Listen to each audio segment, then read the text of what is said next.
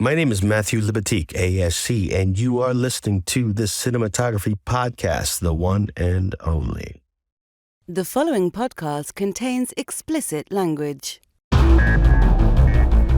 You're listening to the Cinematography Podcast presented by Hot Rod Cameras, a program about the art, craft, and philosophy of the moving image and the people who make it happen. Coming to you from the world headquarters of Hot Rod Cameras in Hollywood, California, are your hosts, Ben Rock and Illya Friedman. Hey, Ben. It is time for another episode of the Cinematography Podcast. Wow, you said that with such gravitas. Hey, how's it going? It's going all right. How about you? My flight out of Ohio was canceled. Still freezing my tits off here in Dayton, Ohio. Well, it was that cyclone snowmageddon bomb. Bomb cyclone, yeah. It was. That was the Honestly, I've never experienced temperatures this low in my entire life. I was outdoors and it was -8 degrees. Yikes. Yeah, I'm sure that some of our listeners in Sweden or something will be like, oh, go get fucked. But honestly, I just don't understand why anyone would live in a climate that ever got that cold. Like, it was in the 2 weeks preceding, it was in the low 40s in Los Angeles, and I was like, screw this. I'm in Portland right now, and it was sleeting here. I'd never experienced sleet in my entire life. Sleet was a new thing for me. That was I experienced sleet in Florida. I can't recommend it. I can't recommend it in Florida or anywhere. Good. Yeah. There were always like car sales with cars that had been hailed on. Anyway, we're not here to talk about weather. We're here to talk about who is on the show today. It's a returning friend of the show. It was so much fun to talk to him again. Matty Libatique. I'm always excited to talk to Matty. I think he's one of the most interesting and innovative voices out there in cinematography. Has been since 97, I guess, when Pi came out. And he's got 2 movies you can see right now. And we talked to him about both of them. So that's great. Pretty sweet. And The Whale is probably going to be up for pretty much every Oscar, including one for him, I hope. And Don't Worry, Darling. Yeah. And Don't Worry, Darling, which is just a gorgeous, gorgeous film to look at. I know it got like mired in weird controversy and didn't deserve it. I think it's a really cool movie and people should see it. I think it was The New Yorker gave it a like best movie of the year type of review too. So it's definitely a polarizing movie, but some people out there have really responded to it in a big way.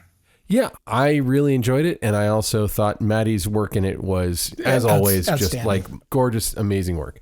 So, Illya, I have a weird topic that I want to talk to you about today for our close focus. All right, let's dive into your weird topic. Well, for the time being, I'm still on Twitter. As much as Elon Musk makes me want to burn my Twitter account to the ground, I feel like I've made actual friends on Twitter. I use it to promote my stuff. I use it to promote other people's stuff. I think Twitter's awesome. I'm not crazy about Elon Musk's stewardship thereof. You got a blue check mark next to your name, right? You're one of those. I do have a blue check mark, and I have if you click on it, it says it's a legacy blue check mark, which means that I may or may not be of significance. So thanks Elon for that. But I noticed Twitter lighting up with a word I'd never encountered before, and that was, or a term, Nepo babies. I think it was trending. And I was like, what the hell is a Nepo baby? You know, and I feel like ending anything with like an O, it's not like Groucho Chico anymore. It's like pedo Nepo. It's whatever Nepo babies are, they can't be a good thing. Can't be a good thing. You don't want to stay away from those Nepo babies. And it traces, I believe, to a New York Magazine article. And I'm going to put it in the clearest terms I can put it in. It's somebody working in the entertainment business whose parents worked in the entertainment business. Can you imagine that ever happening? Dun, dun, dun. I know. And, but it's like an all but definitive guide to the Hollywood Nepoverse. And one of the people who's like shown clear as day up there is Jaden Smith. And I'm like, Jaden Smith isn't really doing movies or anything anymore. And they only have 6 of them, and 5 of them appear to be people who are working in the entertainment business. And Jaden Smith is, as far as I know, a guy who's super weird on social media and is richer than I will ever understand wealth to be. I'm going to come off slightly glib here. This is not a news story. There's nothing like, I'm sorry that the ink was spilled in New York Magazine and Vulture Magazine, and people on Twitter have gotten up in arms about nepotism in Hollywood. But this is not a news flash. This is not a story. In fact, you should be so lucky to take advantage of nepotism if you can in the entertainment industry, because there is almost nothing that anyone can do to actually have a successful career in Hollywood, especially if you are not talented. If you are talented, that nepotism might kick open the door for you, but it's still on you. The days of Marion Davies being put up in front of people in sort of like a clear show of nepotism, regardless of talent or lack of talent, those days are long gone. You cannot get a career and be talentless. You have to have some level of talent. And granted, in Hollywood, just being attractive can be a talent. There are people who that can be a talent that for can 100% be a talent. But if someone can kick open the door for you, you still got to make it, though. You still actually got to work. And I would argue they're trying to diminish their worth by calling them a nepo baby, which is just, I'm sorry, that sounds like bullshit to me. But anyone on that list who's actually working, I'm going to say is talented and doing good work. And I can imagine they're probably bringing up like Bruce Willis and Demi Moore's kids, whose name escaped me at the moment. Rumor Willis is one of the ones on the list. They're like regularly guest stars on network TV shows and one season 20 of Dancing with the Stars. Okay. Well, you win Dancing with the Stars because you're a celebrity, not because you're a great actor. Don't care. And then they bring up people like Colin Hanks. Colin Hanks is great. Oh my God. They bring up a lot of these people. And I think that some kerfuffle was created when Destry Spielberg made a short film by Owen King, who is Stephen King's son, and starred Sean Penn's son, Hopper Penn. And it's like, these are people that she grew up with. Like, I mean, what do you expect? Like, look, I wish I had the opportunities to direct that she has, but I don't, because Steven Spielberg isn't my dad. But who gives a crap? Like, everyone's lot in life is different. If her work speaks for itself, she'll get to keep working. Because she's Steven Spielberg's daughter, maybe she gets an extra spin that the average person wouldn't get. Who cares? And 100% of her peers are going to be the children of friggin' celebrities. That's who she grew up with. Yeah. Hey, I got to say, I've been loving Jack Quaid in The Boys. It makes zero difference to me at all that he's, Dennis Quaid's kid. It's like Jack Quaid is so great in that. And why would the term Nepo baby be applied to, are they going to talk about George Clooney? George Clooney is, and I understand that he had to hustle like really, really hard to it was not like Jamie Lee Curtis. Jamie Lee Curtis kind of pushed back about it. Yeah. And, she's obviously the daughter of Janet Leigh and Tony Curtis. Mm-hmm. But Jamie Lee Curtis has been a major star basically my entire life. She's freaking amazing. And, imagine, if you will, that the children of outrageously attractive people are going to be attractive, and some percentage of them, and I'm betting it's probably under 5%, decide to go into the same career their parents went into, or a similar career. Like, oh, so you're not going to be an actor, but you're going to be a singer. We can't ignore the Coppola clan. The Coppola clan has got so many talented people. I mean, oh my God. Like Sophia, Nicolas Cage. Yeah, Nicolas Cage, a perfect example. Nicolas Cage is going to make another appearance in my short end this week as well, too. But like Sophia Coppola, a lot of like incredible people who have come out of that family. They should all immediately like turn up their nose and say like, I can't possibly do this because I had a famous relative who was very successful. No, you might think that and Nicolas Cage is an interesting case too, because he changed his name so that he wouldn't get hired because he was a Coppola. His name is Nicholas Coppola. That's 100% true.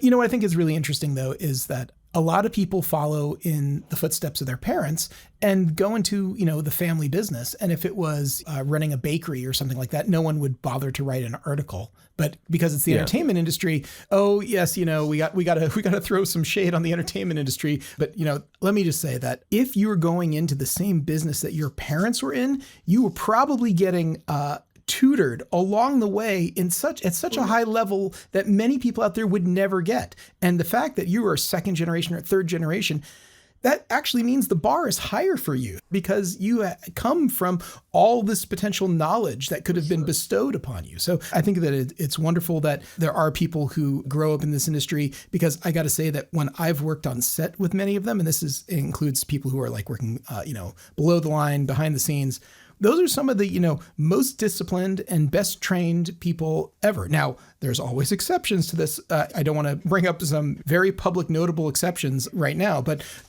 besides Pauly Shore, I'm sorry. I know I was going to bring up Rust with the armor, who was second generation, but it's like, no, really what I wanted to do is say that so many people, because they grew up around that and they learn the discipline and the etiquette and the stuff from such an early age, it becomes second nature, and they are not only deserving their posts, they're often some of the best people doing those jobs, which I think is great. I know, just like going through this list, some of these people, I'm like Angelica Houston, Gwyneth Paltrow, Liza Minnelli, Emilio Estevez. This is ridiculous. Nora Jones, Angelina Jolie, Jane Fonda, Michael Douglas, Ben Stiller. Some of these people are just the most notable entertainers of their generation, and it's a non-story to me. It's just a non-story. Yeah, it's a waste. We have spent too much time talking about it already. Let's get to the interview with Matty Libatique. Here it is.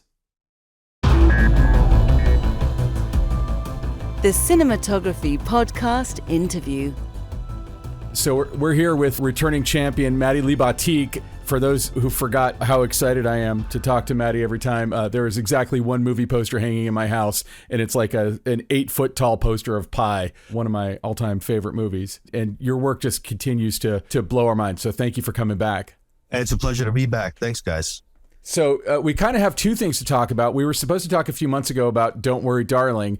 And then, of course, The Whale, which is at the top of everybody's Oscar watch list for all nominations. I'm crossing my fingers, including you.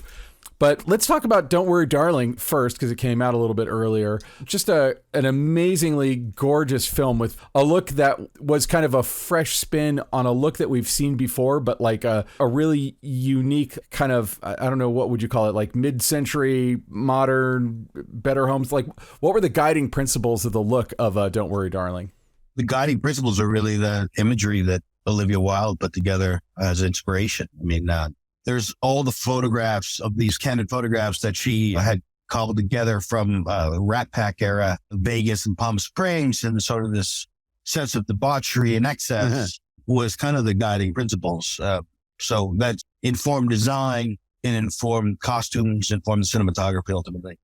Yeah, I could totally see that. And I have to say that, like, the movie went into places I did not expect, including, I would say, almost a Lynchian place. There's like a scene where a character is being compelled to dance on stage for an extended period of time that felt right out of a David Lynch kind of a movie. Like, you could have put that into Mulholland Drive.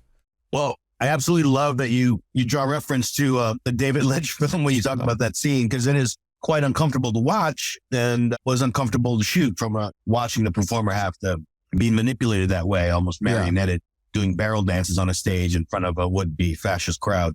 But it is interesting. It's like, Olivia has a lot of different references and influences, and she's able to weave them together.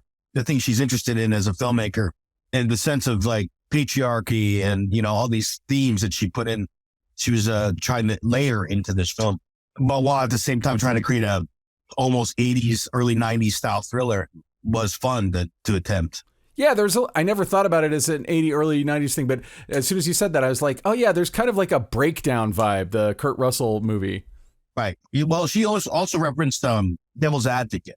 Oh, yeah. Tone-wise was a big reference for her. And obviously there's the comparisons to Stepford Wives, just story-wise and thematically, but tone-wise, it was just like this, I wouldn't say quite Angel Heart, but that vibe, that sexiness, that sort of Adrian Lyne type sexiness, just sort of that, bringing that back to an enjoyable movie experience. So when you're given these kinds of photographs, and I don't actually know where you filmed the movie, but like, what's your process for recreating the vibe, the style of a look of these kinds of very striking images? To be honest with you, I wasn't trying to do too much. I think, when I got onto the project, the design was well on its way. Costumes is well on its way. So production designer Katie Byron, meeting with her initially, there was a lot of, the mid-century thing was, and the house was already pretty designed. It was designed. We made some augmentations based on, our stage size and some of the lighting needs, but the design was there and something, and it was something Olivia was after and signed off on. The costumes as well, working with Ariane Phillips, all the colors were there. It was about trying to figure out in terms of the LUT lookup table, what I was going to do with the colors to retain what she was after and what Olivia was after, but still have the ability to give it a little boost. So we there was so much design because of those two elements already. And then the cast being the cast, I actually tried to not do too much. So, it was just, and our setting, and I have to give a lot of credit to the locations and our production designer in terms of putting us in Palm Springs and setting us up to succeed visually, Yeah. And I think, I give a lot of credit to that, as well as the design of the house, which was stunning. And then just using sort of the real, there was the exterior of the house was a real location in Palm Springs, but the interior obviously was on stage. But using the November or December light in Palm Springs, the low hanging sun, was perfect motivation to letting the set on stage. What about lenses? Was there any research that went into kind of the lenses that those photographs were taken with, or what? Was it just kind of a visual, like looking at it and saying, it's kind of like this, or making it completely your own? What was the process there? I do a lot of commercials in between features, so I try different lenses all the time. And the large sensor we shot with the Mini LF. And with the large sensor, there's only maybe 4 options really for me. And I didn't want to go too sharp because the design was so shiny to begin with that I wanted something that could have a bit of aberration, something that could have a little bit of a vibe if I panned into the sun. And it was, I sort of landed on the Blackwings as a main set of lenses. And then I used the Sigma Classics for portions of the desert where I wanted to feel a little more hazy and sort of atmospheric. But yeah, I did about 3 tests. 2 simple ones at the rental house, Camtech. Once I was able to gather, the crew my keys were involved and we were at that point in prep, I was able to gather color swatches from wardrobe and I was able to fold everything into lens tests at that point, looking at lights primes and Zeiss Supremes, Blackwings, and anything that would cover the sensor. We ended up opting for the Blackwings. And I had worked with the Sigma Classics and I knew that they were so low contrast, so uncoated in feel that I knew that even on an overcast sky that was kind of hot, and if I gave it a little extra exposure, it would create this atmospheric feeling I was after, specifically when Alice, the main character, is walking through the desert for the first time. Yeah, they're very low con for sure. And do you feel like it's almost like a weak fog filter when the light strikes that, when you get a flare from that? Is that sort of the atmosphere that you're talking about? The art of filtration, I think, has been lost because we forgot about those things. The double fog, actually, and I don't know if I could equate it to that. There's a vibe to them that also, if I did get hard sun, that wouldn't occur on a double fog filter, which is the insane flaring that happens. It's almost like a multiplicity of flares that happens on these lenses that I thought I could take advantage of if it came up. It didn't really come up in the film. In the places that I thought it would be cool, I think the lens itself was too low con for those moments. There's one scene in the film where I'm using a BB light because I just wanted to have this sort of symbol out in the middle of the desert. It's basically a BB light with a cross symbol. I just turned on the lights. I did, I think 4 or 5 lights to create a symbol. And I was hoping to get a little bit of flare from that. I kept focusing it towards the lens, I just couldn't get it out of it. That's fun. We should do like a whole episode at some point about lens flare and lenses, because I feel like, especially the modern lenses, there's like such a distinctive way that they flare, and you see it in movies all the time. And I feel like it's something that has become a stronger aesthetic choice. I remember working with somebody once who didn't like shooting on the red camera because the lens flares were too pink. This is an older red. That had everything to do with the IR filter and nothing to do with the lenses. Yeah. No, that's exactly. No, you're saying it had to do with the sensor. Yeah. Yeah. Yeah. Lens flare. I remember back in the days when I was a camera assistant, I worked with one particular DP, and he would keep this old Cook 21-100 because it just came out for the flare shots. And it was like, all right, we got a flare shot, put on the 20-100, which is this, the 50-year-old lens, just so you could get the repeating reflection of light through all those elements. Matty, you ever do anything like that? Carry a lens just for like the flare, or carry the lens for that special like close-up effect? Well, that lens. Oh yeah, that one. Oh really? Oh yeah, the same thing. That exact one. It's specific lens. I mean, on A Star Is Born, I had a shot with a motorcycle, and the whole time I was like, I'm only going to shoot it with. I'm on a camera car. I'm just going to put that 20-100 on it. I'm going to shoot whatever I can get with that lens is what we're going to get for the scene, because I knew the sun was going to be in a certain place. And I was like, okay, we're going to exploit this. finally find a place in the film that I could use that multiplicity. Yeah, it's really cool. Well, what about a specific shot would make you want to go for that look? I mean, I understand that like there's the opportunity of we've got a great sun in exactly the right spot, but like what would aesthetically make you say like, I need flare on this shot? I assume you got to underline the story somehow, though. It's like you can't overuse that thing. It's got to be like, it's got to be a spice. It can't be the whole dish, so to speak. And, I remember Visions of Light, and Starr was talking about color. Green is knowledge. In film school, everybody's like, green is knowledge, green is knowledge. We all talk about green is knowledge. Well, when you come to a technique like a flare, you just, okay, sometimes you sneak it in because you're trying to make a thematic punctuation. You know what I mean? Maybe you set up the camera on a dolly and the sun is just over the house and you boom up until boom, you get hit by a flare and then you force a cut. Or like in A Star Is Born, where we get that flare, it was this moment where these two people they're really connecting, and they're having this idyllic moment. They're together on a motorcycle in the middle of the desert. What could be more connected than that? And it's just like this magical thing. Like they're blessed by the powers that be. So it's different things. Sometimes it's very small and it's just a punctuation. Sometimes it just sort of mimics the tone of the scene and what the scene means in terms of the relationship between the two people or its point in the arc of the narrative. Now that's interesting. And to ham-fistedly segue into The Whale, there are some great moments where you use lens flare or have light coming straight at us. It's such a brilliantly designed movie. And the first thing that struck me was that y'all went with more square aspect ratio. I assume it was 4:3. I don't know what the actual aspect ratio was. 4:3. The reason why we did that, we had spent the majority of our prep, which was not long. I think I had maybe 3 weeks. Oh, really? Majority prep. Yeah. I mean, I was coming off of Don't Worry, Darling, and literally finished Don't Worry, Darling, and then got on a plane to go to start prepping The Whale.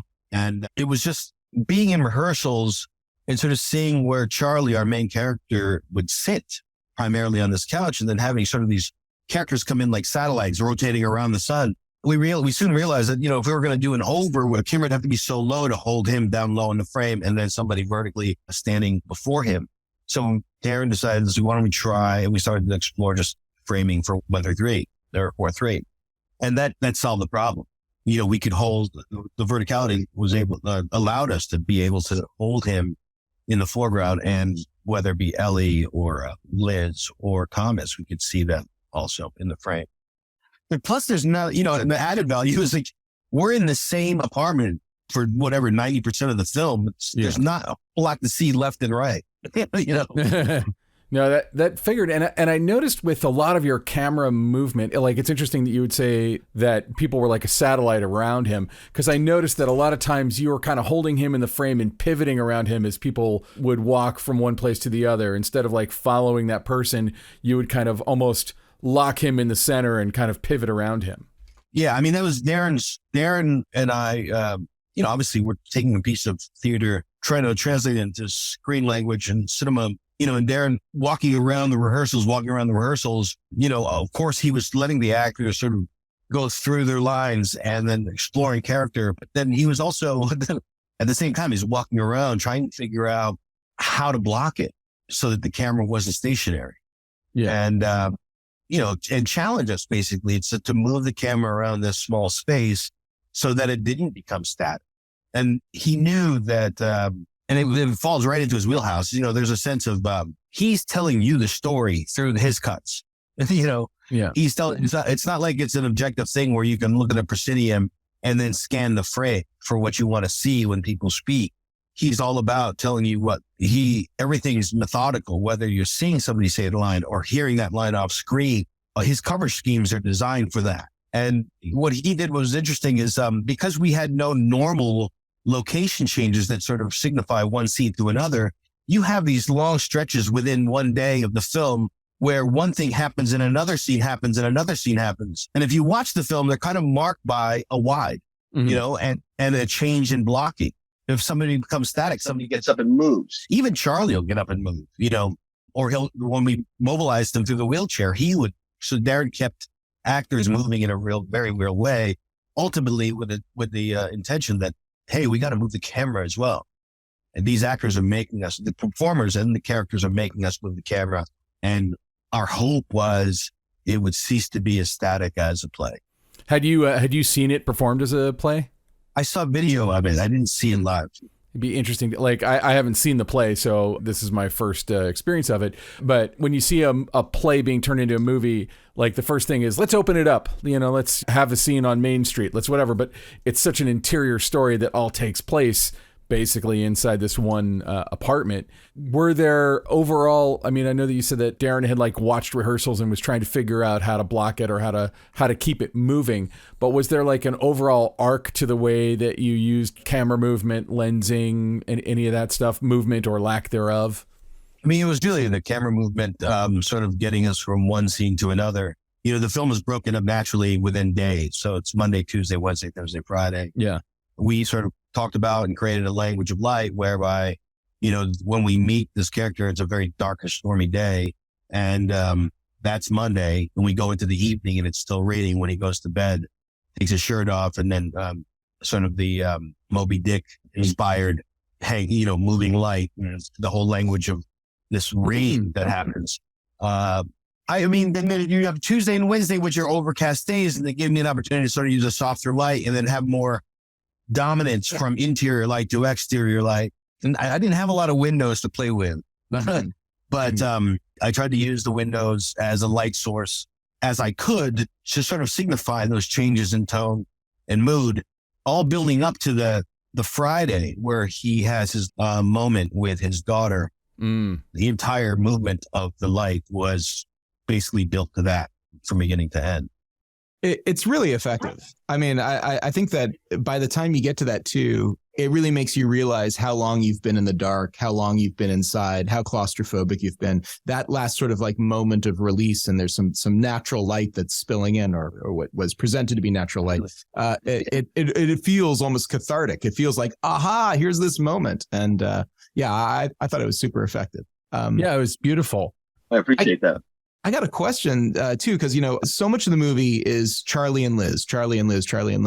And I noticed that you're almost never ped up camera height, looking Charlie straight in the eye. It happens, but there's a lot of you're down low and you're up high, and you've kind of got these two sort of dueling perspectives. When figuring out the composition, are you thinking a very sort of traditional, the traditional someone in power, someone not in power, someone in power, someone not in power, or is it something else? How do you come about your composition for this?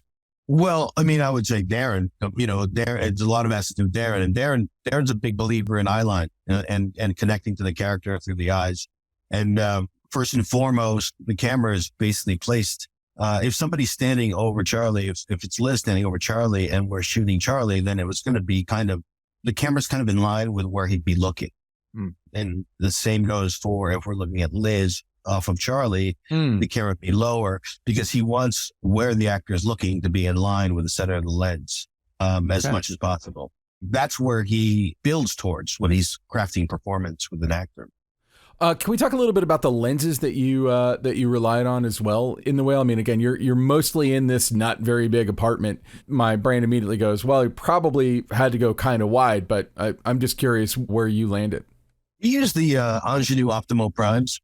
I worked out of a camera house in New York called TCS, and Oliver there introduced me to these the set, which I had never seen before. I didn't know exactly where to land. It was the first film I've ever shot on the Sony Venice. So I had a bit of a challenge because Darren and I wanted to use the Ronin gimbal specifically for the sort of the COVID aspects of things, trying to keep, keep the head on the camera on a remote, trying to keep people away from the actors who are unmasked.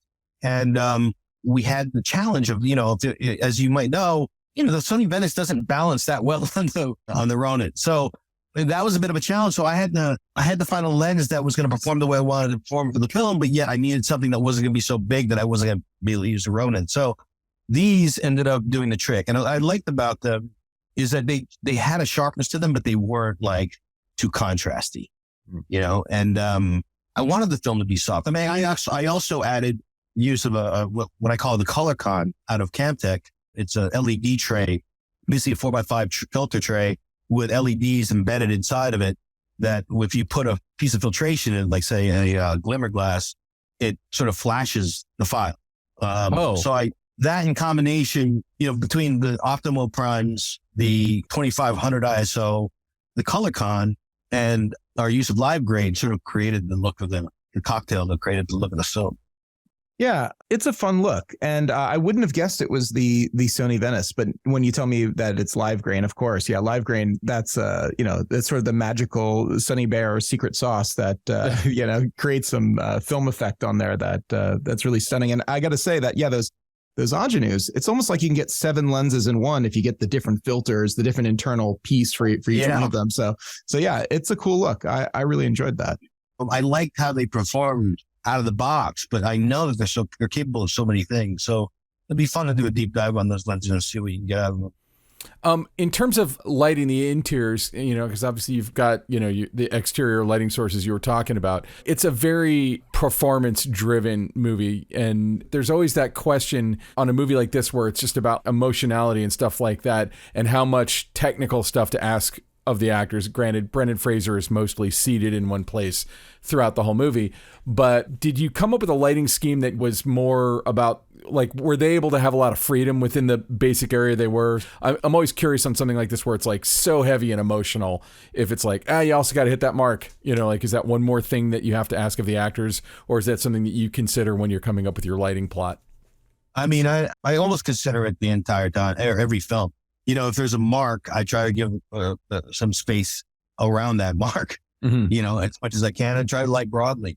I love naturalistic looking films, but strikingly beautiful ones as well, and I think there's a thing that I strive for when lighting a film and maximizing the reality of the space for the actor to perform and become that character.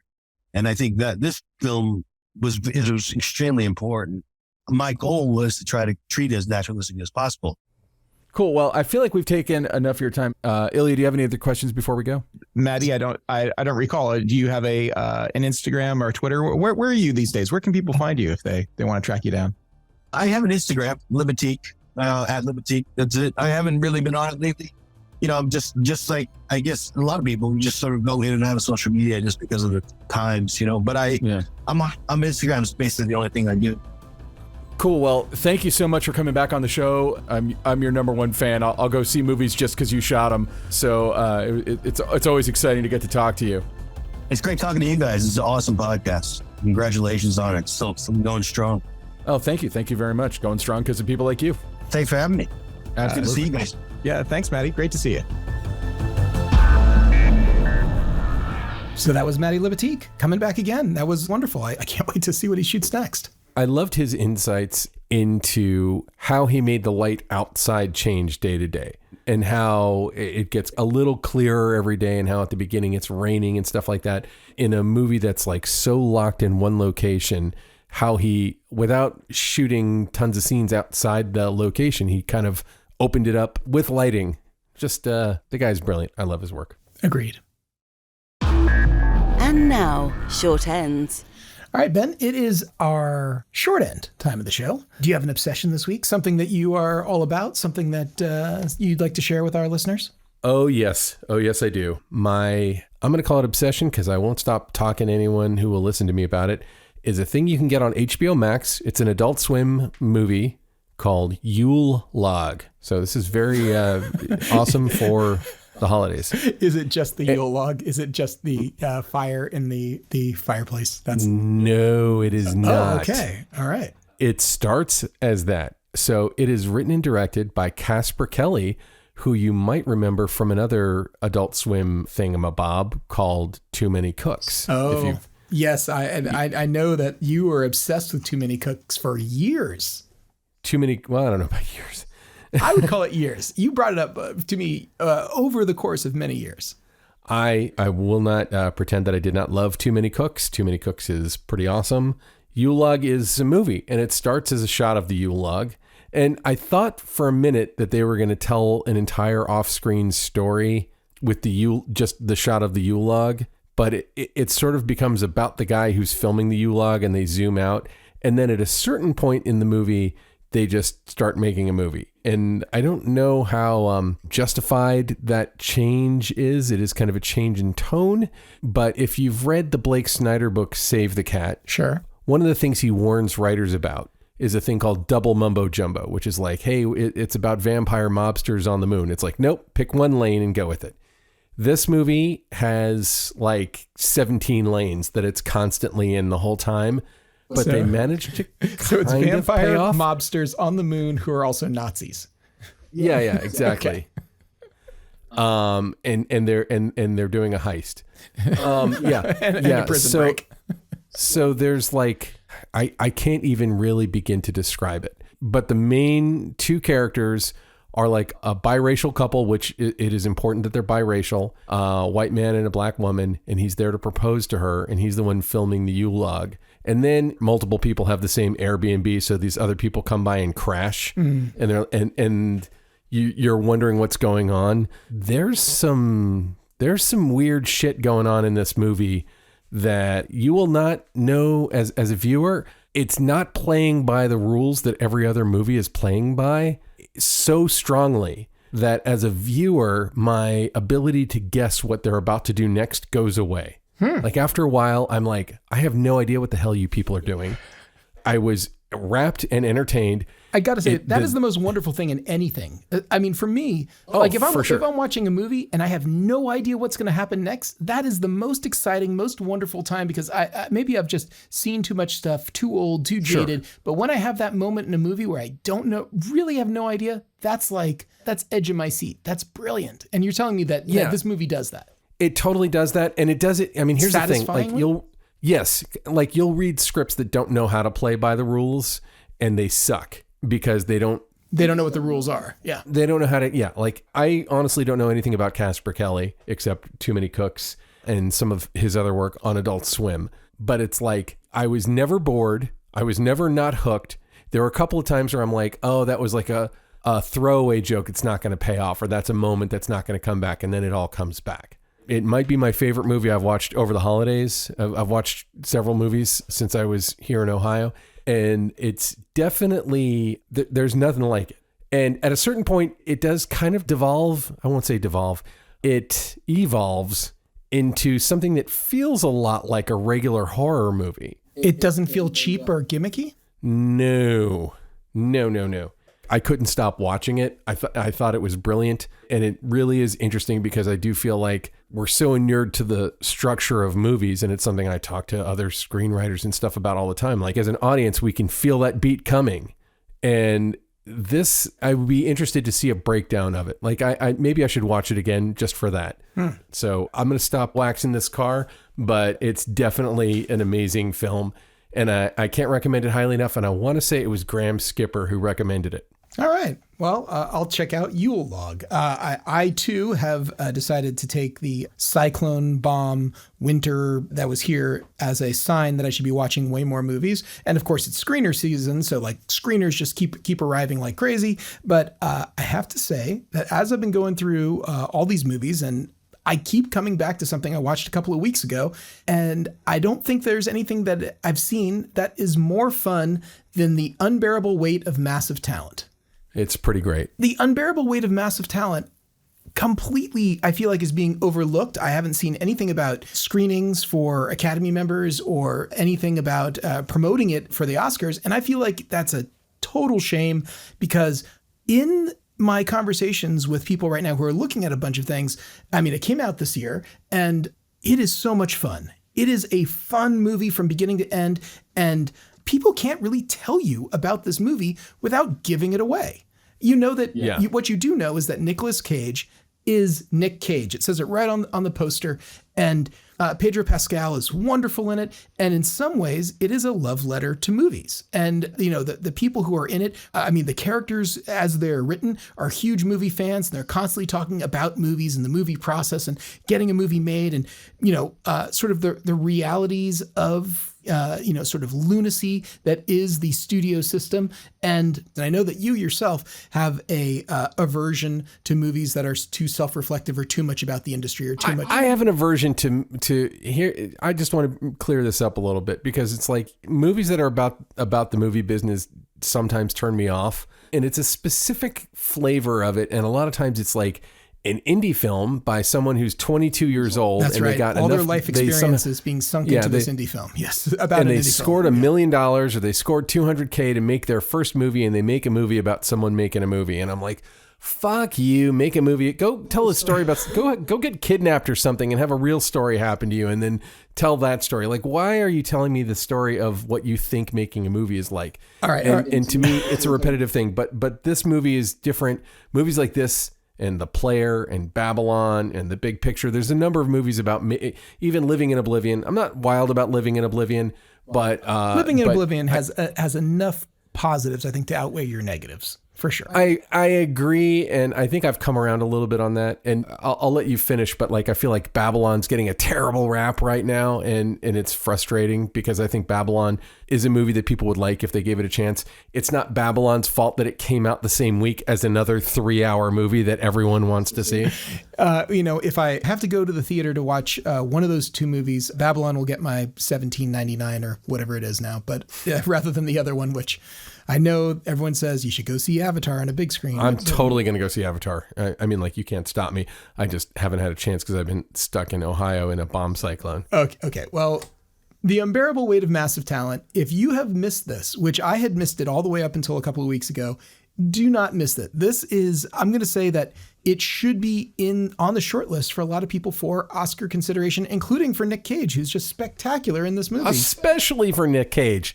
My God, has that guy been in the cold for long enough? He should have been nominated last year for Pig. And you're right. I'm not seeing any Oscar campaign for this movie. Nothing. And I'm not telling people who don't like it that they should like it. Like whatever you're going to like. Who gives a crap? But I do think that there's like this weird belief that movies that win Oscars should be like a collaboration between Broccoli and Homework. And involve Nazis. Yeah, or slavery. And it's like, I'm still pushing hard for Everything Everywhere All at Once. I hope it gets nominated for everything because it's awesome. Yeah, absolutely. And I could see this movie definitely at least getting noms for like Nick Cage and for maybe the director, maybe Pedro Pascal, because it is kind of a ballsy movie and it's just slightly more pulpy than Being John Malkovich, which, although I don't think it won any Oscars, was certainly a movie that was chattered about as an Oscar movie in 1999. That's entirely true. This movie should be, I agree with you. I think it's a phenomenal movie. And Nick Cage proves to me again, just, I think Nick Cage has always been a pretty cool actor. Some of his more portentous work, like Leaving Las Vegas, not my speed. But go watch like Face Off and tell me, as silly and absurd as that movie is, tell me that you're not entertained as all hell while watching it. Nicolas Cage is, I think, just an unheralded genius. And I love how he pops up these days now in things you don't expect. Like I loved it when he appeared in Kick-Ass. Like he wasn't on the poster. I don't remember anything about like him being in that. And then suddenly, voila, these here days, he is. Kick-Ass was like 12 years ago, but yeah. Excuse me. I was saying, okay. Anyway, Unbearable Weight of Massive Talent. Go see it. It's wonderful. Ben, where can people find you? They want to track you down. Please find me at benrock.com. You can find me and all the Ben Rock related information that you've ever wanted. Also, still go to Audible. If you're an Audible subscriber, go check out Catchers, my new narrative series that I co-wrote and executive produced with Bob DeRosa, and I directed it, starring Billy Gardell and Horizon Guardiola, David Patrick Kelly, an amazing cast. Please go check that out. And hey, if you don't want to pay for Audible, you can get a free 30-day trial. And if you don't want that, direct message me on Twitter and I will help you get a code to listen to it for free. How's that? Can't make it any easier than that. That's pretty awesome. So find me there. I'm at Neptune Salad on Twitter still for the time being. I don't know how long I'm going to be on Twitter. Yeah. Mastodon. Check me out on Mastodon. I'm all over the goddamn place. How about you, Illya? Where can people find you? You can find me at Hot Red Cameras. HotRedCameras.com is the website. And, I'm one of 3 Illya Friedmans out there, but good chance you'll find me. There's 2 other Illya Friedmans? Yeah, on LinkedIn, there's like 2 others. But regardless, you guys should have you should all have a lunch or something. We should have a party. I know. They're on the East Coast. There's several Ben Rocks, by the way. I befriended one of them on Twitter. All right, Ben, let's thank some people. Who do we have to thank this week? Let's thank Alana Cody for kicking all the ass and getting us all these amazing interviews. We've been really swimming in a lot of Oscar people, and it's intimidating and fun. Like we get to talk to some major people, and we have one of our bucket list ones coming up, an interview with someone who we've always wanted to have on the show and haven't had yet. So cross your fingers that all goes through. We should also thank Ben Katz, who edits this, and I'm not making his life any easier with my very jury-rigged setup from Dayton, Ohio, not my professional setup from Los Angeles. And last but never least, we should thank Kays Alitracci. And I would point out that I told Kays to check out Yule Log. Kays and I, I'd say maybe we agree like a third of the time, maybe 2/3. He loved Yule Log just as much as I did. So that's a big endorsement right there. And Illya, if you like it as much as I did, that's like bulletproof. Everyone should be like clockwork oranged into a chair and forced to watch it. Yeah. So, but anyway, Kays Alitracci, who composed every scrap of music you heard on this episode, check him out at musicbykays, KAYS.com. Send him some message. For God's sake, somebody just say anything to him. Literally anything. Holy Christ. Just say something to Kays. Actually, don't reach out to Kays. I'm gonna go with the neg here on this. I'm gonna say opposite. Don't reach out to Kays. Man. don't. Well, maybe reverse psychology. Reverse psychology works on my son sometimes, so maybe that's a good idea. All right. So Ben, I think that's just about it for this episode. Take us out. Thanks for listening. This has been the Cinematography Podcast, presented by Hot Rod Cameras. Find your next camera, lens, or accessory on the web at hotrodcameras.com. Don't forget to subscribe to our show on iTunes and connect with us on Facebook and Twitter. Thanks for listening.